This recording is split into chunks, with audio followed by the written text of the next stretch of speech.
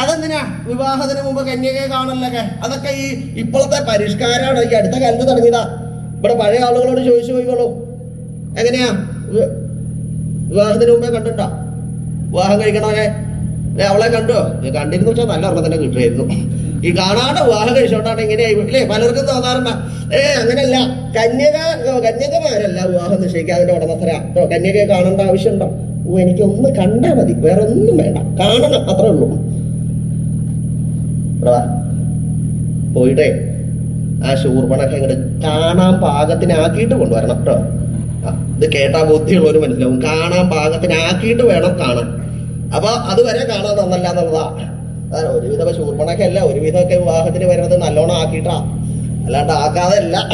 അതിന്റെ പ്രയത്നിക്കണോന്നറിയാം അതിന്റെ മുകളിൽ എത്ര പണി എടുക്കേണ്ടതെന്നുള്ളത്. അതൊക്കെ അഴിച്ചു കഴിയുമ്പോഴാണ് പ്രഭാതത്തിൽ രാവിലെ കണ്ടോളല്ല കേട്ടോ, വൈകുന്നേരം ആകെ കൂടി രൂപമൊക്കെ മാറും. എന്നാലും ഒന്ന് കൊണ്ടുവരാ. അവളെ കൊണ്ടുവരുന്ന സമയത്ത് ഈ വസ്ത്രമൊക്കെ നല്ലോണം മൂടിയിട്ടുണ്ട്. ഈ വന്നോൻ രാവണൻ എന്റെ സഹോദരിയല്ലേ, അപ്പൊ നീ ശ്രീമാനാ ഒക്കെ ആ മുഖത്തേക്ക് ഇപ്പോഴും ആ ഭംഗിയൊന്നും ഇല്ലാണ്ടായിട്ടില്ല. കുളിച്ചാൽ കുറയൊക്കെ ഇരിക്കണം. ഇരിപ്പൊക്കെ കണ്ടു കഴിഞ്ഞാൽ ഇത്ര സുന്ദരനായിട്ട് ഒരാൾ വേറില്ല. നിന്റെ സഹോദരി അല്ലേ, അപ്പൊ ഇത് എന്നെ പോലെയൊക്കെ ആവുമെന്ന് വിചാരിച്ചിട്ടാണോ നിൽക്കണത്? അങ്ങനെ ഇങ്ങനെ മനസ്സിൽ ഇങ്ങനെ ധ്യാനിച്ചു നിൽക്കുക. കണ്ണും നന്ന്, മൂക്കും നന്ന്, ചിരിക്കുമ്പോ പല്ലൊക്കെ ചുണ്ടിന്റെ ഉള്ളിൽ തന്നെയാവും, പുറത്തിരിക്കുന്നതാവില്ല. എന്നാ നല്ലതാവും, നല്ല മുഖം, കീഴ്പോട്ടുള്ളതൊന്നും ആലോചിക്കില്ല, ഒക്കെ നന്നാവും എന്ന് വിചാരിച്ച് ഇങ്ങനെ അവിടെ നിൽക്കുക. അങ്ങനെ നിൽക്കണ സമയത്താണ് ഇവളെ ഇങ്ങോട്ട് കൊണ്ടുവന്നു. എന്നാ കന്യകയെ നോക്കാം, കന്യാദർശനം. അവന്റെ ദൈവാധീനത്തിന് അവൻ ചോട്ടുന്ന് മുകളിലേക്കാണ് നോക്കിയത്. മോളിന്ന് കീഴ്പോട്ട് നോക്കിയിരുന്നു വെച്ചാൽ അവന്റെ അവസ്ഥ എന്താവുമെന്ന് എനിക്ക് പറയാൻ നിശ്ചയില്ല. എന്തായാലും അവൻ ചോട്ടുന്ന മുകളിലേക്ക് നോക്കിയപ്പോ ഇവിടെ എല്ലാം മൂടി വെച്ചേക്കുക. വസ്ത്രം കാരണം ഒരു അവയവവും കാണാനില്ല, ഒരു അവയവവും കണ്ടില്ല. ആകെ ഒരു അവയവം, അതിന്റെ കുറച്ച് മാത്രമേ പുറത്ത് കാണാണ്ടായിരുന്നുള്ളൂ, മുഖം. ആ മുഖത്തിന്റെ അവിടേക്ക് അവൻ വന്നു. അവൻ ചോടുന്ന് ഇങ്ങനെ മുകളിലേക്ക് നോക്കി, ഒന്നും കാണാനില്ലല്ലോ. ആ മുഖം അങ്ങോട്ട് കണ്ടതേ ഓർമ്മയുള്ളൂ. പിന്നെ കേൾക്കണത് ഒരു നിലവിളിയാ. അയ്യോ! നിലവിളിച്ചും കൊണ്ട് അവിടുന്ന് ഒരു ഓട്ടം. അയ്യോ! അതാ ഓടുന്നു. ഇങ്ങനെ രാവണ ഒരാളല്ല, നിന്റെ സഹോദരിയെ വിവാഹം കഴിക്കാമെന്ന അനവധി പുരുഷന്മാര് പ്രാണനും കൊണ്ട് രക്ഷപ്പെട്ടു. അങ്ങനെ ഇരിക്കണ കാലത്താണ് ഒരു ദിവസം വിദ്യുജുഹൻ എന്ന് പേരുള്ള ഒരു കാലകേന അവൻ ഈ സമയമൊക്കെ നോക്കി. എന്തോ അവൻ ആ വെറുതെ അവിടെ വന്നപ്പോഴാണ് ഏതാ 2-3 വലിയ ആളുകൾ വരുന്നുണ്ടല്ലോ. രാവകാര് നോക്കിയപ്പോഴാണ്. വേഷം കൊണ്ടൊന്നും തർക്കടില്ല, ആളെങ്ങനെയാണെന്നുള്ളത് അടുത്ത് പെരുമാറിയാലേ മനസ്സിലാവുള്ളൂ. വേഷമൊക്കെ നന്നാണ്. അപ്പൊ ഇന്നത്തെ കാലത്ത് വേഷമൊക്കെ കേമാവും, ഒരു വസ്തു ഉണ്ടാവില്ല കേട്ടോ. വേഷം മാത്രമേ നല്ലതുണ്ടാവുള്ളൂ. അങ്ങനെയുള്ള ആളുകളുണ്ട്. ഇത് എങ്ങനെയാന്ന് വെച്ചില്ല. അടുത്തിങ്ങനെ വന്നപ്പോ തന്നെ അവർക്ക് രൂപം കണ്ടപ്പോ എന്തോ ഒരു ബന്ധമില്ലായി തോന്നി. ആളൊരു വിഡ്ഢിയാണോ കാഴ്ചക്ക് തോന്നി. അടുത്ത് വന്ന എന്താ മഹാരാജാവിനെ ഒന്ന് കാണണം. അതെ അവിടെ ഇരിക്കാം. ഇപ്പൊ അങ്ങോട്ട് കയറാൻ പറ്റില്ല കേട്ടോ. ഇങ്ങനെയായ എല്ലാവരും ഒരേപോലെ ആയ എന്താ ചെയ്യാ? ഞാൻ ഇതൊക്കെ എന്തെങ്കിലുമൊക്കെ പറഞ്ഞതിനുള്ളത് ആവശ്യമുള്ളത് കഴിഞ്ഞിട്ട് മതി. ഓക്കെ, ഞങ്ങൾ പോയി ചോദിച്ചിട്ട് വരാം. വേഗം കാവകാരും രാവണ എന്റെ മുമ്പിൽ വന്നു തൊഴുതു. എന്താ ഞാൻ ഒരാളെ മുഖം കാണിക്കാൻ പടകൊണ്ടുണ്ട്. ആരാ? ഒരു കാലകേനാണ്. എന്താ പേര്? വിദ്യുജുഹൻ എന്നാണ്. കണ്ടിട്ടൊരു മന്ദബുദ്ധിയാണെന്ന് തോന്നുന്നുണ്ട്. അതങ്ങോട്ട് കേട്ടപ്പോ രാവണ നീ ഇങ്ങനെ നോക്കിയിരിക്കുന്നു ഒരുത്തനെ. ആരാ? വിദ്യുജുഹനാ. നന്നായി, ഈ അവസരം കളയരുത്. അതെ ഇപ്പൊ പറഞ്ഞില്ലേ അവനെ കൂടെ എഴുന്നള്ളിച്ച് കൊണ്ടുവരണം കേട്ടോ. കേമായിട്ട് അവന് സന്തോഷമാവണം. ഇത് കേട്ടപ്പോ കാവക്കാർക്കും അത്ഭുതമായി. ഒരു കൊള്ളരുതാത്തവനാണ്, ഒരു വെഡ്ഢിയാണെന്ന് പറഞ്ഞപ്പോ അപ്പൊ പറയാ അന്ന് അവനെ എഴുന്നള്ളിക്കണം എന്ന്. അനുസരിച്ചോളൂ, അതിനൊക്കെ എഴുന്നള്ളിക്ക് വേഗം കൂടാ, അല്ലെങ്കിൽ മുഷിഞ്ഞ് പോകുമ്പോഴുള്ള വേഗം എഴുന്നള്ളിക്കാം. കാവക്കാര് വേഗം ഇങ്ങോട്ട് ചെന്നു. അവൻ ചെന്നാ ഇങ്ങോട്ട് വരാം. കാവക്കാരുടെ ഒരു അവസ്ഥ ആലോചിച്ച് നോക്കുക. ഒരു കൊള്ളരുതാത്തവനാണ് എഴുന്നള്ളിക്കുന്നത്. ഇങ്ങോട്ട് എഴുന്നള്ള വരാം. വന്നു, അവിടെ കൊണ്ടുവന്ന് ഇരുത്തി കഴിയുമ്പോഴാണ് നീ വിദ്യുജുഹൻ നന്നായി ഇപ്പൊ അങ്ങോട്ട് വരാൻ തോന്നിയില്ലോ. എത്ര കാലായി ഞാൻ തന്നെ ഒന്ന് കാണാതിരിക്കാം. നന്നായിട്ടോ. അതെ എങ്ങനെയാ വിവാഹമൊക്കെ കഴിഞ്ഞോ? ഇതുവരെ നേരെയായിട്ടില്ല. അന്ന് നേരെയാക്കാം. എനിക്കൊരു സഹോദരിയുണ്ട്, ശൂർപ്പണഖ എന്നാണ് അവളുടെ പേര്. അവളെ ഒരാൾക്ക് വേലി അയച്ചു കൊടുക്കണം എന്ന് ഞാൻ കുറെ കാലമായിട്ട് വിചാരിക്കുന്നു. അങ്ങനെ വിചാരിച്ച് ആരെയാ വേണ്ടതെന്നൊക്കെ ഞാൻ കുറെ കാലമായിട്ട് ആലോചിക്കണ്ട. സ്വർഗത്തിൽ കുറെ ആളുകളുണ്ടല്ലോ, ദേവേന്ദ്രൻ, അഗ്നി, അവരൊന്നും നേരാവില്ല. ഭൂമിയിലും ഉണ്ട്, അവരൊന്നും പോരാ. എന്റെ സഹോദരിയല്ലേ, അപ്പൊ അതിന് അർഹതയുള്ള ഒരു വേണ്ടേ എന്നുള്ളതാണ് എന്റെ സംശയം. അപ്പൊ അതാരാ എന്ന് ആലോചിച്ചങ്ങനെ വന്നപ്പോഴാണ് വിദ്യുഹൻ എനിക്ക് തോന്നി നീയാണ് അതിന് അർഹതയുള്ള ഒരേ ഒരുത്തൻ എന്റെ സഹോദരിയെ വിവാഹം കഴിക്കാൻ. എന്നെ പോലെ കേമനായിട്ട് ഒരാളിപ്പോ വേറെ ഉണ്ടോ ലോകത്താ? ഇതൊക്കെ കേട്ടപ്പോ ഈ സാധു വെട്ടിയല്ലേ പൊക്കി വിടുക. കേട്ടപ്പോ ഇവനെ ഞാൻ അത്ര കേമന? ഇതാണ് ബുദ്ധിയില്ലാത്ത ആളുകളെ പൊക്കാൻ എളുപ്പ. വേറെ കേട്ടു ഉറപ്പിച്ചു. എന്നാ ഒരു കാര്യണ്ട, എന്റെ സഹോദരി ഞാൻ നിനക്ക് ഇങ്ങോട്ട് വേളി കഴിപ്പ് ശരിയാ, നാളെ വിവാഹം കേട്ടോ, നാളെ വേളി. ആയിക്കോട്ടെ, വിരോധമൊന്നുമില്ല. അതെന്താ ഈ നാളെ തന്നെ ആക്കിയാൽ അവന് എങ്ങനെയെങ്കിലും അവന് ദൈവാധീനം ഉണ്ടെങ്കിൽ ആ വഴി പോകുമ്പോൾ അവളെ കണ്ടു അവൻ ഓടി പോണ്ട എന്ന് വിചാരിച്ചിട്ടാണ് ഉടനെ തന്നെ ആക്കി. കാരണം വിവാഹം കഴിഞ്ഞാൽ പിന്നെ രക്ഷപ്പെടൽ എളുപ്പമല്ല, അറിയാലോ. ശരിക്കും വിവാഹത്തിന് മുമ്പേ രക്ഷപ്പെട്ടാൽ പെട്ടു. കുടുങ്ങിയോ പിന്നെ എങ്ങനത്തോളാണെങ്കിലും അവിടുന്ന് രക്ഷപ്പെടാൻ പറ്റില്ല, അവള് വിടില്ല, അതറിയാം. രാവണൻ അത് കണക്കാക്കിയിട്ടാണ് പിറ്റേ ദിവസം തന്നെ ആ വിവാഹം നിശ്ചയിച്ചു. പിറ്റേ ദിവസം വിവാഹത്തിന്റെ സമയമായി. കന്യക മറ്റുള്ള ആളുകളൊക്കെ വന്നു, ക്രിയ കഴിക്കാനുള്ള ആളുകൾ നേരത്തെ വന്ന് ഓരോരോ ക്രിയകളായിട്ട് തുടങ്ങി. രാജഹോമ അതൊക്കെ നടന്നാ കന്യക അവിടെ ഇരിക്കണ്ട. കന്യക വരുമ്പോ അവഗുണ്ഠനം ചെയ്തിട്ടാണ്, വസ്ത്രം കൊണ്ട് മുഴുവൻ മൂടിയിട്ടാ വരിക. അത് വിവാഹത്തിന്റെ അന്ന് സാധാരണ എന്തിനാ അങ്ങനെ വരണത് വെച്ചാൽ കന്യകയെ മുഴുവനായിട്ട് എല്ലാവരും കാണാൻ പാടില്ല. വിവാഹത്തിന് വരണതാ വിവാഹം കഴിപ്പിക്കാനുള്ള കന്യക ഒന്നും മൂടിയിട്ടില്ലല്ലോ, മുഖം മൂടിയിട്ടില്ല, ഒന്നും മൂടിയിട്ടില്ല. വരവ ബാക്കിയുള്ളവർ അവിടെയുള്ള ബാക്കിയുള്ളവരുടെ മുഖത്തൊക്കെ കുറച്ച് ലജ്ജയുണ്ട്. ഈ വിവാഹം കഴിക്കണവർക്ക് മാത്രം ഒരു ലജ്ജയില്ല. അങ്ങനെയാണ് ഇപ്പൊ കാണാറുള്ളത്. ഇത് അതിന്റെ അല്ല പറയുന്നത്. കുറച്ച് ലജ്ജയുള്ളതൊക്കെ ആകുമ്പോ ഇങ്ങനെ താഴ്ത്തിട്ടാ വരിക. അവിടെ കൊണ്ടുവന്നിരിക്കും ആ മുഖമൊക്കെ നല്ലോണം മറിച്ചിട്ട് ഒരേ അവയവവും പുറത്ത് കാണരുതെന്നാ പറയണത്. ഇവളെ അവിടെ കൊണ്ടിരുത്തി രജഹൻ അല്ലെ, നിനക്ക് ഇവിടെ ഇരിക്കാം, പാണിഗ്രഹണത്തിന്റെ സമയമായി അപ്പൊ വരാം കേട്ടോ, അതുവരെ അവിടെ ഇരിക്കുക. അങ്ങനെ ഇരിക്കുമ്പോഴാണ് ഓരോരോ ക്രിയകൾ കഴിഞ്ഞു. വിദ്യുഹൻ പാണിഗ്രഹണത്തിന്റെ സമയമായി, കൈ നീട്ടാം. ഈ കൈ നീട്ടാന്ന് പറഞ്ഞപ്പോ ഇവന് പരിഭ്രമിച്ചിരിക്കുക. എത്രയും വേഗം ഈ പാണിഗ്രഹണം ആയിട്ട് വേണമല്ലോ അവളുടെ കയ്യിൽ പിടിക്കാൻ. അത് വിചാരിച്ചിട്ടാണ് അവൻ കൈ നീട്ടിയപ്പോ ഈ ശൂർപ്പണഖ ഉണ്ടല്ലോ, അവള് ആ പാണിഗ്രഹണാവുക കാരണം ഈ കയ്യെന്ന് പറയുന്ന അവയവം പുറത്തെടുക്കാണ്ട് വയ്യ. പാണിഗ്രഹണം എന്ന് പറഞ്ഞാൽ കൈ പിടിക്കാന്നാണ്. അവള് വേഗം കൈ പുറത്തേക്ക് എടുത്തു. അതാണ് ആ പേരെന്നെ ആലോചിച്ചാൽ മതി, പാണിഗ്രഹണം. അതിന്റെ അവസാനത്തെ വാക്ക് ഗ്രഹണം എന്നാ. ആരുടെ പിടിക്കണവന്റെ അവന്റെ ഗ്രഹണം എന്ന് തുടങ്ങാം. ആ കൈ അങ്ങനെ പുറത്തേക്ക് അങ്ങോട്ട് ഇറങ്ങിയ കൈ ഇങ്ങനെ വന്നു തുടങ്ങിയപ്പോഴാണ് വിദ്യുഹൻ സുന്ദരിയല്ലേ, ഉള്ള കയ്യ് താമരപ്പൂ പോലെയൊക്കെ ആയിരിക്കും, പട്ടുപോലെയുള്ള കയ്യ് തൊടുന്നതന്നെ ഉള്ളത്. അതങ്ങനെ അത് തൊടുമ്പോഴത്തെ ഇങ്ങനെ നിർവൃതിയൊക്കെ ആലോചിച്ച് നിൽക്കുക.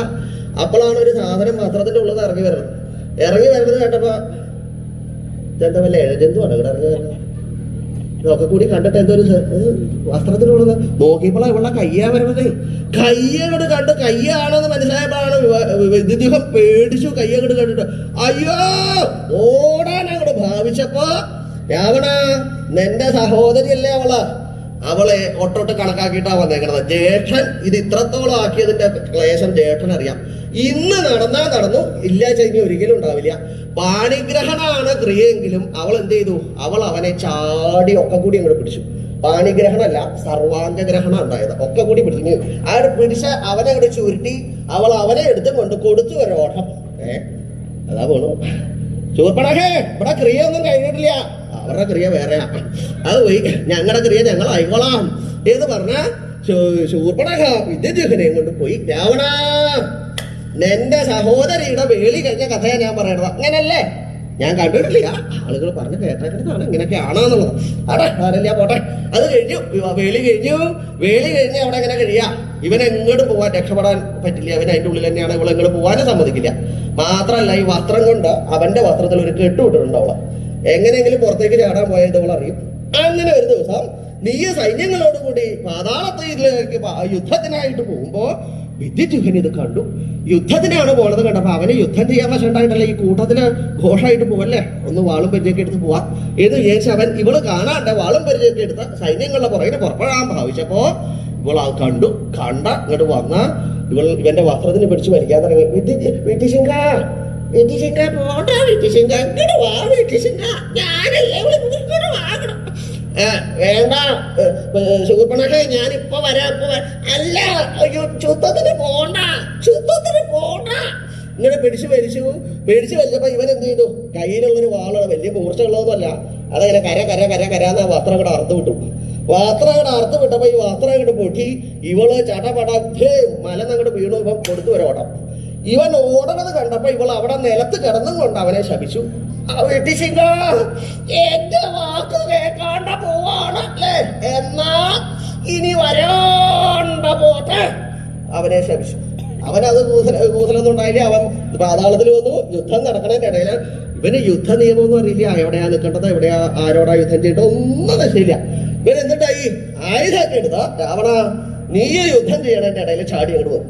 ചാടി വന്നപ്പോ നീ ആരാന്ന് നോക്കില്ല, തന്റെ നേർക്കല്ലേ വരണത്, ശത്രുവാവും എന്ന് കണക്കാക്കി നിന്റെ ചന്ദ്രഹാസം കൊണ്ടൊരു വെട്ടത് കിട്ടിയത് ഇവന്റെ കഴുത്തില. ആ കാര്യത്തിൽ നീ ഗുരുത്തുള്ളവനാ. ഈ ചില ഗുരുത്തം ഇല്ലാത്തവനാണ് വെട്ടിയെടുത്ത് അടുത്ത വെട്ട ആ വെട്ടിയെടുത്ത് കിട്ടില്ല. മാറിയേ വെട്ടുള്ളൂ. ഇത് ഒരു സ്ഥലത്ത് വെട്ടി അവിടെ തന്നെ കൊള്ളുള്ളൂ. അവിടെ വെട്ടി കഴുത്തിലങ്ങോട്ട് കൊണ്ടതോട് കൂടി അവൻ കഴിക്കും. അപ്പോഴാണ് നോക്കി, അയ്യോ വിദ്യുജനല്ലേ ഗ്രഹം കഴിഞ്ഞു. നീ എന്താ ചെയ്യാ? ശൂർപ്പണഖ അറിഞ്ഞു, പക്ഷെ എന്റെ കാര്യം കഴിയും. വേഗം സൈന്യങ്ങളോട് പറഞ്ഞു, സൈന്യങ്ങളാ ഒരു കാര്യം അവിടെ ചെന്ന് അവളോട് പറയരുത് കേട്ടോ. അങ്ങനെ ഒരു സ്വഭാവം ഉണ്ടെന്ന് ഞാൻ കേട്ടിട്ടുണ്ട്, അതുകൊണ്ടാ പറയണത്. എവിടെയെങ്കിലും എന്തെങ്കിലും കേട്ടാൽ അത് വലുതാക്കി അവിടെ പോയി പറയാം കേട്ടോ. അതൊന്നും വേണ്ട, എന്റെ കാര്യം വേണ്ട പറയരുത. ചട്ടം കെട്ടി സൈന്യങ്ങളോട് കൂടിയിട്ടൊക്കെ ലങ്കയിൽ വന്നപ്പോ ഇവള് ഭർത്താവിനെ നോക്കി നിൽക്കുക. അപ്പോഴത്തെ ദേഷ്യത്തിന് പറഞ്ഞേ ഉള്ളൂ, ഭർത്താവിനെ കാത്തുകൊണ്ട് നിൽക്കും. അങ്ങനെ കാത്തു നിൽക്കുമ്പോഴാണ് സൈന്യങ്ങളൊക്കെ വന്നു. സൈന്യങ്ങളെ കണ്ടപ്പോ രാക്ഷസനെ അതെ എന്റെ കണ്ടു എന്റെ അവിടെ കണ്ടോന്ന്, അവളെ അവിടെ കണ്ടോന്നോ? ഇത് അവളെ കണ്ടോ? ഈ ഭർത്താവ് എന്നുള്ളത് വായോണ്ട് പറയില്ല, പറയോ? ഒന്നും പറയാറില്ല. ഭർത്താവിനോട് പറയാറില്ല, ഭർത്താവൊന്നും പറയാറില്ല. അങ്ങനല്ല, ഭർത്താവ് എന്നങ്ങോട്ട് ഉച്ചരിക്കുക വയ്യ. അതാണ് എന്റെ അവിടെ കണ്ട്. ചോദിച്ചപ്പോ ഇവരൊന്നും പറഞ്ഞില്ല. ഇവിടെ അവസാനം ഭർത്താവിനെ അന്വേഷിച്ച് പാതാളത്തിൽ വന്ന വിറകുള്ളിയൊക്കെ മിനിച്ചാ നോക്കണത് ഇരുട്ടല്ലേ. അങ്ങനെ നോക്കിയപ്പോഴാണ് അവിടെ നോക്കിയപ്പോ ഭർത്താവിന്റെ തലയല്ലേ കിടക്കുന്നത്. വേഗം തല വേഗം അവിടെ എടുത്ത് അതിന്റെ ചോട്ടിലുള്ള കുറെ കനമുള്ള സാധനം ഉണ്ടാവുന്നത് കാണാനില്ല.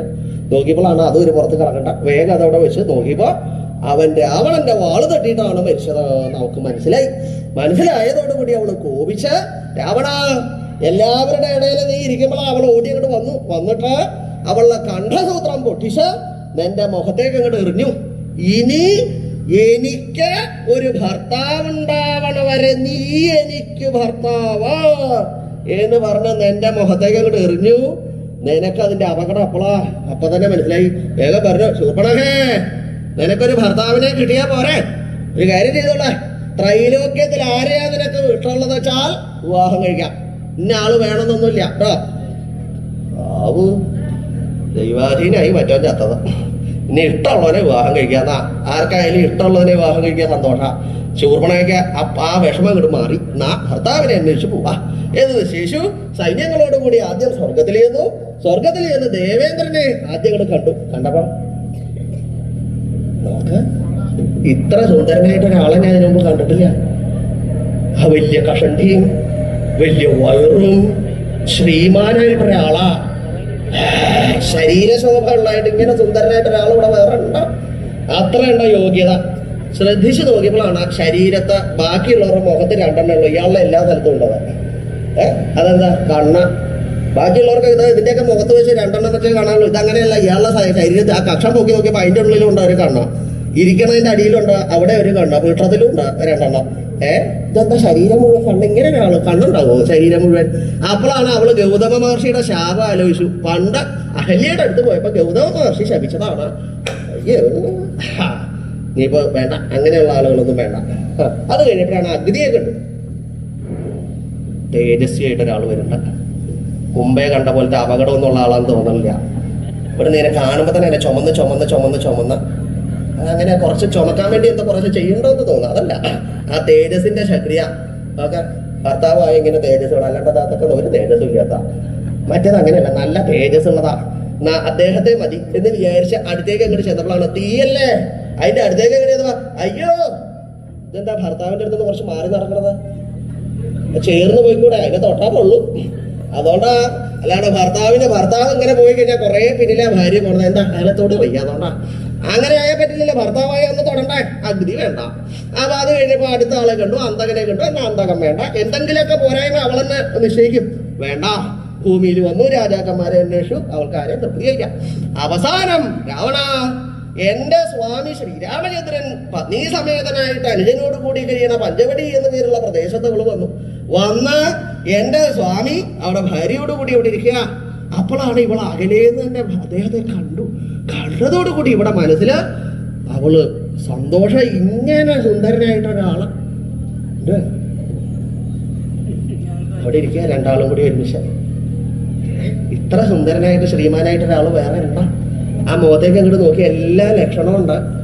ആ ഭാര്യ എടുത്ത് പിടിച്ചിരുത്തിയിട്ടുണ്ട്. അവിടെ ഇരിക്കുക. എന്നാ എനിക്ക് അദ്ദേഹം തന്നെ മതി. കാരണം ഇത്രയും നല്ലൊരാളെ ഞാൻ ഇവിടെ കണ്ടിട്ടില്ല. ഇവിടെ നല്ല പലരെങ്കിലും പോയിട്ട് കണ്ടിട്ടില്ലല്ലോ. എന്നാ എനിക്ക് ഇദ്ദേഹത്തെ ഭർത്താവാക്കണം എന്ന് അവർക്ക് തോന്നി. ഈ ഭർത്താവാക്കണമെങ്കിൽ എന്ത് വേണം? അദ്ദേഹം നല്ല ശ്രീമാന, ലോകൈക സുന്ദരൻ എന്ന് പറയാം. അങ്ങനെയുള്ള അദ്ദേഹത്തിന്റെ അടുത്തേക്ക് അങ്ങനെ പോകുമ്പോ ഞാൻ എന്താ വേണ്ടതാ? ഈ ശരീരം കൊണ്ട് പോകാൻ പറ്റുക? എന്നെ കണ്ട അദ്ദേഹം അപ്പൊ എണ്ണീട്ട് ഓടും. അവൾ എന്ത് ചെയ്തു? ഈ ഖരാദികളെ ജനസ്ഥാനത്ത് നിർത്തിയിട്ടാണ് പോന്നേക്കണത്. ഈ ശ്രീരാമസ്വാമിയുടെ അടുത്തേക്ക് ചെല്ലാൻ വേണ്ടി മായ കൊണ്ട് ഒരു സുന്ദരിയായിട്ട് അങ്ങോട്ട് മാറി. ആ പഴയ രാക്ഷസി എന്നപ്പോ തോന്നുന്നില്ല. ആ വരവ് കണ്ട നോക്കാൻ ചിരിച്ച ആ സുന്ദരിമാരൊക്കെ നടക്കണ പോലെ അതൊക്കെ പതുക്കെ നടക്കണത്. സുന്ദരിമാരായി കഴിഞ്ഞാൽ പതുക്കെ നടക്കാൻ പാടുള്ളൂ കേട്ടോ. നീ സുന്ദരി അല്ലെങ്കിലും ഒന്ന് പതുക്കെ നടന്നു നോക്കും, ആളുകൾ പറയും സുന്ദരിയാണ്. അല്ലാണ്ട് സുന്ദരിമാരല്ലെങ്കിലും പോടാൻ കാണാറുണ്ടോ? അതൊക്കെ പതുക്കെ. അതൊക്കെയാണ് സൗന്ദര്യത്തിന്റെ ലക്ഷണ. സാവധാനത്തിലെ ഓരോ അടിയൊക്കെ വെച്ച്, അല്ലാണ്ട് ഓടണതിനെയൊക്കെ കണ്ട എന്നാ എനിക്ക് ഈ സുന്ദരിയെ മതി എന്നാരും പറയാറില്ല. അതൊക്കെ ആ സൗന്ദര്യ ശാസ്ത്രത്തിന്റെ. അവള് വേഗം ഒക്കെ സുന്ദരിയായി. മറ്റേതെങ്ങനെയാ? തുറച്ച കണ്ണ, വലിയ വയറൊക്കെ ഉണ്ടായിരുന്നു, അതൊക്കെ മാറി അതിസുന്ദരിയായിട്ട് പതുക്കെ ലജ്ജ, മന്ദസ്മിതം, കടാക്ഷം ഇതൊക്കെ ആയിട്ടാണ് ഭഗവാന്റെ അടുത്തേക്ക് വരണത്. ഭഗവാൻ ഇവളെ അകലേന്ന് ഇങ്ങനെ കണ്ടു. എന്റെ സ്വാമി കണ്ടപ്പോ തന്നെ അദ്ദേഹം ഉറപ്പിച്ചു, ഈ കാട്ടില് കാട്ടാളന്മാര് പോലും ഭയപ്പെട്ട് സഞ്ചരിക്കുന്ന ഒരു വനപ്രദേശം, ആ വനപ്രദേശത്ത് അതിസുന്ദരിയായിട്ടൊരു സ്ത്രീ നിർഭയയായിട്ട് നടക്കുന്നുണ്ടെങ്കിൽ, അവള് പേടിയില്ലാണ്ട് നടക്കുന്നുണ്ടെങ്കിൽ അവളൊരു സാധാരണക്കാരിയല്ല. ആ ബുദ്ധി അദ്ദേഹത്തിനുണ്ട്. എന്താ സുന്ദരിയൊന്നും ആവണമെന്നില്ല. സൗന്ദര്യം ഇല്ലാത്തവർക്ക് എന്നെ പേടിക്കേണ്ട കാലല്ലേ. അപ്പോഴാണ് അതിസുന്ദരിയായിട്ടൊരു സ്ത്രീ അതാ പേടിയില്ലാണ്ട് വരണോ. അതിന്റെ കൂടെ നടക്കണതിനൊക്കെ പേടിയുണ്ടാവാം, മറ്റേന് പേടിയില്ലാണ്ടുള്ള വരവാ. അടുത്തേക്ക് അങ്ങോട്ട് വന്നപ്പോ അവളടുത്ത് വന്ന് ലജ്ജിച്ച് തലയൊക്കെ താഴ്ത്തി നിൽക്കുക. ആ ലജ്ജിച്ച് തല താഴ്ത്തി നിൽക്കുന്നത് കണ്ടപ്പോ എന്റെ സ്വാമി ശ്രീരാമചന്ദ്രൻ ആദ്യം അവളെ എന്താ വിളിച്ചതെന്നറിയാം? സുന്ദരി അങ്ങോട്ട് വിളിച്ചു. ആ വിളി അങ്ങോട്ട് കേട്ടതോട് കൂടി അവളൊക്കെ കൂടി സർവാംഗ അങ്ങോട്ട് അയ്യോ ആ ഒരു സുഖമുണ്ടല്ലോ. തോന്നായിണ്ട സംശയം ഉണ്ടോ? ഉണ്ടെങ്കിൽ നല്ല വയസ്സായിട്ടുള്ള സ്ത്രീ, ഇതിനൊക്കെ നല്ല പ്രായമുണ്ടോ? ഞാൻ കുറെ കാലമായിട്ട് കാണുന്നതാ. അതിന്റെ അടുത്ത് ചെന്ന് ഒന്ന് വിളിച്ചു നോക്കുക, സുന്ദരി എന്ന് വിളിച്ചാ ഞാൻ സുന്ദരി അതില് ഒരു മാറ്റം ഉണ്ടാവില്ല. ഏത് സ്ത്രീക്കും എത്ര സുന്ദരി ഇല്ലാത്തവർക്ക് ഏറ്റവും ഇഷ്ടമുള്ള വിളിയാണ് സുന്ദരി എന്നുള്ളത്. അതങ്ങോട്ട് വിളിച്ചതോടുകൂടി അവളെന്നെ ഉറപ്പിച്ചു. അദ്ദേഹത്തിന് എന്നെ നല്ലോണം തൃപ്തിയായിട്ടുണ്ട്. സുന്ദരി എന്താ ഇങ്ങോട്ട് വന്നത്? അതേ ഞാൻ വിവാഹം കഴിക്കാൻ വേണ്ടി ഒരു ഭർത്താവിനെ അന്വേഷിച്ച് പുറപ്പെട്ടതാ. ഇവിടെ വന്നപ്പോഴാണ് അങ്ങേ കണ്ടപ്പോ എനിക്ക് തോന്നി ഇനി വേറെ ആള് വേണ്ട, അവിടുന്ന് തന്നെ മതി, എന്നെ വിവാഹം കഴിക്കണം, വേളി കഴിക്കണം. അയ്യോ നിർവാഹമില്ല. വേണ്ടാന്ന് വെച്ചിട്ടല്ല, എന്നെ പോലെ ഒരു സുന്ദരിയെ കണ്ട ആർക്കായാലും വേണ്ടാന്ന് വെച്ചവനും വേണമെന്നൊക്കെ തോന്നും. പക്ഷെ എനിക്ക് എന്റെ സ്ഥിതി എന്താ വെച്ചാൽ, ഞാൻ അച്ഛൻ പറഞ്ഞിട്ട് ഈശ്വരനെ തപസ് ചെയ്യാൻ വന്നിരിക്കുക.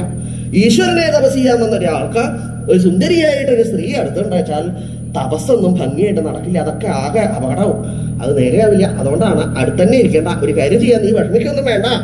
നിനക്കൊരു ഭർത്താവ് നല്ലൊരാളെ കിട്ടിയാ പോരെ. എന്റെ അനുജൻ ഇവിടെ അടുത്തുണ്ട്, ലക്ഷ്മണൻ എന്നാണ് അവന്റെ പേര്. അവന്റെ അടുത്തേക്ക് പോയിക്കോളൂ, അവൻ തന്നെ സ്വീകരിക്കും. സമാധാനമായിട്ട് പോയിക്കോളൂ. അവള് കേട്ടപ്പോ വലിയ തിരക്കിടുന്നില്ല, കാരണം അദ്ദേഹത്തിന് അനുജനല്ലേ. ഇത്ര ഉണ്ടാവില്ല, എന്നാലും ഇത് ഏകദേശം ഇങ്ങനെയൊക്കെ ഉണ്ടാവൂലോ, എന്നത് മതി. അദ്ദേഹത്തിന്റെ അടുത്ത് ലക്ഷ്മണസ്വാമി, അദ്ദേഹം കുറച്ചും കൂടി പരുഷ. എന്താ? ഞാനീ വിവാഹം കഴിക്കാൻ വന്നതാ. ആരെ? അവിടുത്തെ, വേറെ ആരല്ല, അവിടുത്തെ തന്നെയാണ്. ആര് പറഞ്ഞിട്ടാ? അങ്ങയുടെ ജേഷ്ഠൻ പറഞ്ഞു ഇവിടെ വന്നാ എന്നെ വിവാഹം കഴിക്കും. ആഹാ, അപ്പൊ നീ എന്താ ആദ്യം ജേഷ്ഠന്റെ അടുത്തേക്ക് പോവാൻ കാരണം? അല്ല, എനിക്കത് അദ്ദേഹത്തെ കണ്ടപ്പോ അദ്ദേഹം മതി എന്നാണ് ആദ്യം തോന്നിയത്. അപ്പൊ അതുകൊണ്ട് അങ്ങോട്ട് പോയി.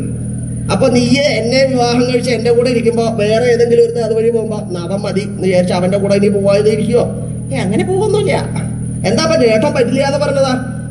അദ്ദേഹം തപസ് ചെയ്യണോണ്ടാ. ആഹാ, തപസ് ചെയ്യുമ്പോ എന്നെ വിവാഹം കഴിക്കാനുള്ള വിഷമം. ഇപ്പൊ ഒരു ഭാര്യ അടുത്തുണ്ടല്ലോ, ആ ഭാര്യ അടുത്തിരിക്കുമ്പോ വിവാഹത്തിന് തപസ്സിന് തടസ്സമൊന്നുമില്ലേ? അയ്യോ, ഞാനത് ചോദിച്ചില്ല. എന്നാ പോയി ചോദിക്കാം, ഇപ്പൊ വേഗം പോയി ചോദിച്ചോ. എന്നാ ഞാൻ ഇപ്പൊ ചോദിക്കാം കേട്ടോ. അവള് നേരെ ശ്രീരാമസ്വാമിയുടെ അടുത്ത് വന്നു. എന്തായി, ലക്ഷ്മണൻ എന്നെ സ്വീകരിച്ചോ?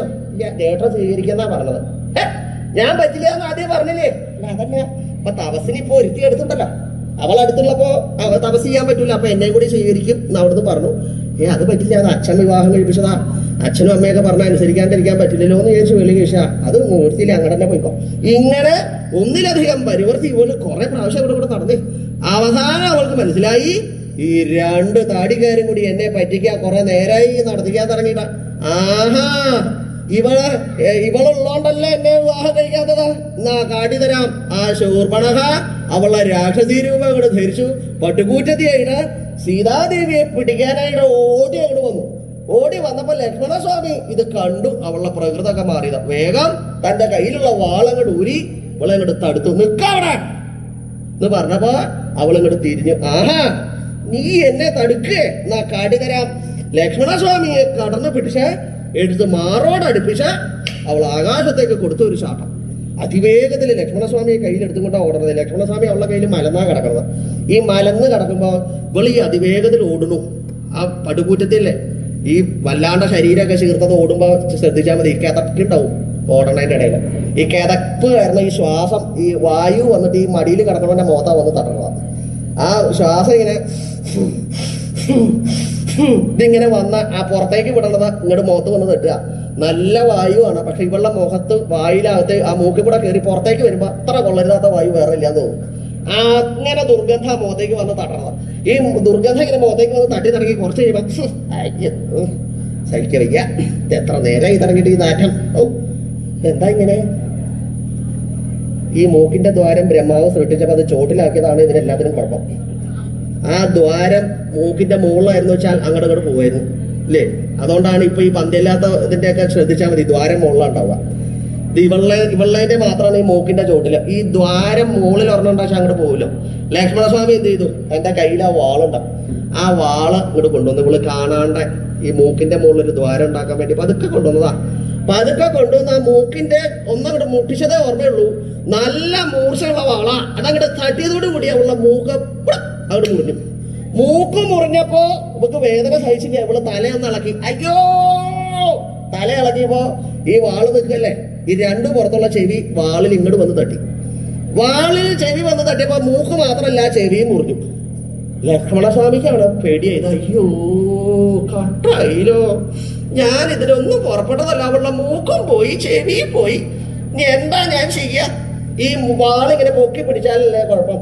നീ പൊക്കി പിടിക്കണ്ട, വേറെ വല്ലതും ഉണ്ടോ അതൊക്കെ പോയാലോ. സത്യത്തിൽ അവിടെ ഇനി വേറെ ഒന്നും ഇല്ല പോവാൻ, ഉള്ളതൊക്കെ പോയി കിട്ടി.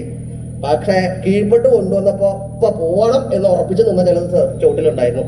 അതിന്റെ മുകളിലേക്കാണ് ആ വാള് വന്ന് അങ്ങോട്ട് തട്ടിയതോടുകൂടി ഏകർന്ന് നിന്ന രണ്ടെണ്ണം അത് അങ്ങോട്ട് മുറിഞ്ഞു. സ്ഥാനങ്ങളും അങ്ങോട്ട് മുറിഞ്ഞതോടുകൂടി ഇവൾക്ക് ശരീരത്തെ എകർന്ന് നിൽക്കാൻ ഇനി ഒന്നുമില്ല, ഒക്കെ മൊട്ടയായി. അവൾ എന്ത് ചെയ്തു, ലക്ഷ്മണസ്വാമിയെ നിലത്തേക്ക് അങ്ങോട്ട് ഇട്ടു, കൊടുത്തു ഒരു ഓട്ടം. ഓടി ലക്ഷ്മണസ്വാമി ഈ വാളൊക്കെ എടുത്ത് ശ്രീരാമചന്ദ്രന്റെ അടുത്ത് വന്നപ്പോ അദ്ദേഹം നോക്കി, ഇതെന്താ കയ്യില് ചുരുട്ടി പിടിച്ചേക്കണത്? കയ്യില് മാത്രല്ല, കയ്യും വേറൊരു സ്ഥലത്ത് ചുരുട്ടി പിടിച്ചിട്ടുണ്ടല്ലോ. ഒക്കെ കൂടി വന്നില്ലാത്ത സാധനം എന്നാ തോന്നുന്നത്. ഒരു നാറ്റം ഉണ്ട് അടുത്തേക്ക് വരുമ്പോ. എന്താ ഈ ദുർഗന്ധം? ഇതിന്റെ ഇടയിൽ ഏതോ കൊള്ളരുതാത്ത സ്ഥലത്ത് പോയിട്ട് വരാന്നാ തോന്നുന്നത്. അതുകൊണ്ട് ഇതിന്റെ ഇടയിലുണ്ട് ഈ പോയി വരവൊക്കെ ഉണ്ട്. എനിക്ക് നല്ല സംശയം ഉണ്ട്. ലക്ഷ്മണനെ കുറച്ചു നേരം ഇവിടെ കണ്ടില്ല, അതാ ചോദിക്കണത്. ഇവിടെ അങ്ങനെയൊന്നും അരുതാ കേട്ടോ. ഇവിടെ പെരുമാറുമ്പോ കുറച്ച് ദിവസത്തേക്ക് മാറ്റി വെക്കുക. എന്താ അങ്ങനെയൊന്നുമില്ല. പിന്നെ എന്താ ഈ അടുത്ത് വരുമ്പോ ദുർഗന്ധം? അത് വേറെ ഒന്നുമില്ല. ഒന്ന് കാട്ടെ, കൈ ഇങ്ങോട്ട് നീട്ടാ. നോക്കിയപ്പോഴാണ് ആ വാളിങ്ങനെ കണ്ടു. നോക്കിയപ്പോ വാളില് ഇവളുടെ മൂക്കം കിട്ടും മുറിഞ്ഞപ്പോ അതില് കട്ടയായിട്ടുണ്ടായിരുന്ന വസ, ആ ദുഷിച്ച സാധനം വാളിന്റെ തലക്കലങ്ങോട്ട് പറ്റിയിട്ടുണ്ടായിരുന്നു. അതങ്ങോട്ട് കണ്ടപ്പോ അയ്യോ, എന്താ ലക്ഷ്മണ ഇത്? എന്റെ അല്ല, അവളുടെ. എന്താ ഇങ്ങനെ? എന്നാ ഒരു കാര്യം ചെയ്യാ, നീ ഇത് ഉപയോഗിക്കാൻ നന്നല്ല, കളയാ. കളഞ്ഞു, വാള് പോയി. നല്ലൊരു വാളായിരുന്നു, ആ വാളിനി ഉപയോഗിക്കാൻ പറ്റില്ല എന്ന് വിഷമിച്ച് നിൽക്കുമ്പോഴാണ് ആരെ പറയണത് കാണാണ്ടല്ലോ, അവിടെ ഒരുമിച്ച് വരുന്നുണ്ടല്ലോ ഒരു സംഘം ആളുകൾ. എന്തൊക്കെ ശബ്ദമൊക്കെ കേൾക്കാണ്ട് നോക്കിയപ്പോഴാണ് അവളുടെ ഉടമസ്ഥരാന്നാ തോന്നുന്നത്. ഓ, കുറെ രാക്ഷസവർഗം വരുന്നുണ്ട്. ആ ഖരാധിപതി 4000 രാക്ഷസന്മാര് ഇവള് പറഞ്ഞത് കേട്ട് പ്രതികാരം ചെയ്യാൻ വേണ്ടിയിട്ടുള്ള വരവാ. ഈ ശ്രീരാമസ്വാമി സന്ധ്യാവന്ദനം ചെയ്തുകൊണ്ട് നിൽക്കുമ്പോഴാണ് ഇവരുടെ വരവ്. ഈ വരവ് അങ്ങോട്ട് കണ്ടപ്പോ പറഞ്ഞു, ലക്ഷ്മണ ആ വാളിന്റെ ഇപ്പോൾ മുപ്പേ കൊണ്ട് കളഞ്ഞത് അതുകൊണ്ട് എടുത്തുകൊണ്ട് ഒരു ആവശ്യമുണ്ട്, ഇപ്പൊ പ്രയോജനാക്കാം. ലക്ഷ്മണസ്വാമി ആ വാളെടുത്ത് കരയ്ക്ക് കൊണ്ടുവച്ചു. ശ്രീരാമചന്ദ്രൻ സന്ധ്യാവന്ദനം ഒട്ടോട്ട് കഴിഞ്ഞ് കരയ്ക്ക് അങ്ങോട്ട് കയറി ആ വാളങ്ങോട്ട് കയ്യിലെടുത്തപ്പോഴാണ് ഖരാധിപതി 4000 രാക്ഷസന്മാരുടെ വരവ്. അദ്ദേഹം എന്ത് ചെയ്തു? ആ വാളുകൊണ്ട് ഈ സൈന്യങ്ങളുടെ നടുവിലേക്ക് ചാടി അവിടെ അങ്ങോട്ട് ചെന്നു. തലങ്ങും വിലങ്ങും വെട്ടി വെട്ടി വെട്ടി വെട്ടി വെട്ടി ഖരാധിപതി 4000 രാക്ഷസന്മാരുടെ ശിരസ് 3.25 നാഴിക നേരം കൊണ്ട് അങ്ങോട്ട് അറുത്തു. അറുത്ത് ഖരദൂഷണത്രിശിരസാം ശിരശോണിതൈ രാവണ, ഇങ്ങനെ നിന്റെ സഹോദരിയുടെ മൂക്കിലുള്ള വസവറ്റി മലിനമായി തീർന്നിട്ടുള്ള വാളിനെ യാതൊരാളാണോ ഖരാധിപതി 4000 രാക്ഷസരുടെ ശിരച്ഛാപത്തെ ചെയ്ത് ആ വാളില് ആ രക്തത്തില് വാള് കഴുകി വൃത്തിയാക്കിയിട്ടുള്ള ആള് രാമോ നാമ സ ഏവാ, ലോകപ്രസിദ്ധനായിട്ടുള്ള ആള്. ലോകം മുഴുവൻ അദ്ദേഹത്തെ പറ്റി അങ്ങനെയാ പറയാ. വാള് കഴുകിയാള്. എന്തിന് വാള് കഴുകി എന്ന് ചോദിക്കുമ്പോഴാണ് രാവണന്റെ സഹോദരിയുടെ മൂക്കിലുള്ള വസവറ്റി കൊള്ളരുതാത്തതായിട്ടുള്ള വാളിനെ കഴുകി വൃത്തിയാക്കിയിട്ടുള്ള ആളാണ് എന്ന് എല്ലാവരും അറിയും. നീയല്ലേ ഇപ്പൊ അറിയാതെ ഉള്ളൂ. നിന്റെ സഹോദരിയുടെ മൂഹാ മുറിഞ്ഞത് എന്നിട്ടും അറിയില്ല അല്ലേ? ഒരു കാര്യം ചെയ്യാ, ഓർമ്മ വരാനൊരു എളുപ്പ വഴിയുണ്ട. ഇവിടെ ഇരുന്ന് അവളെ ഒന്ന് വിളിക്കാം, അകത്തുണ്ടാവൂലോ, വിളിക്കാം. ഓടപ്പറന്നോളെ ശൂർപ്പണഖേ എന്ന് ഉറക്കം വിളിച്ചാൽ അവൾ അവിടെ ഇരുന്നും കൊണ്ട് അപ്പ മറുപടി കേൾക്കും. ഇതെന്താ അക്ഷരം മുഴുവൻ കേൾക്കാനില്ല, ആ മൂക്കില്ലാത്തോണ്ടാ. എന്താ ഉടപ്പറന്നോനേന്ന് അവള് വിളി കേൾക്കണത്. അതാണ് ഈ മുഴുവൻ വരില്ല. അപ്പ നിനക്ക് ഓർമ്മ വരും എന്റെ സ്വാമി ആരാണോ എന്നുള്ളത്. രാമോ നാമ സ ഏവാ, രാമൻ അദ്ദേഹം തന്നെയാണ്. രാമനെ അറിയില്ല എന്ന് രാവണൻ പറഞ്ഞതാ. ആ ഭംഗിയായിട്ട് അങ്കദൻ ശ്രീരാമസ്വാമിയുടെ ചരിത്രം രാവണനെ അറിയില്ല എന്ന് സമ്മതിക്കാൻ പറയാൻ പറ്റുമോ? സ്വന്തം സഹോദരിയെ വിരൂപനാക്കിയിട്ടുള്ള ആള് രാമൻ അറിയില്ല എന്ന് പറയുക. പിന്നെയോ പിന്നെ എന്താ നീ പറഞ്ഞ? എന്റെ അച്ഛനെ അറിയില്ല അല്ലേ? എന്റെ അച്ഛനാരാ ഇതല്ലേ രാവണ? നിന്നെ പോലെ ലജ്ജയില്ലാത്ത ഒരാള് വേറില്ല. എന്താ കാരണം?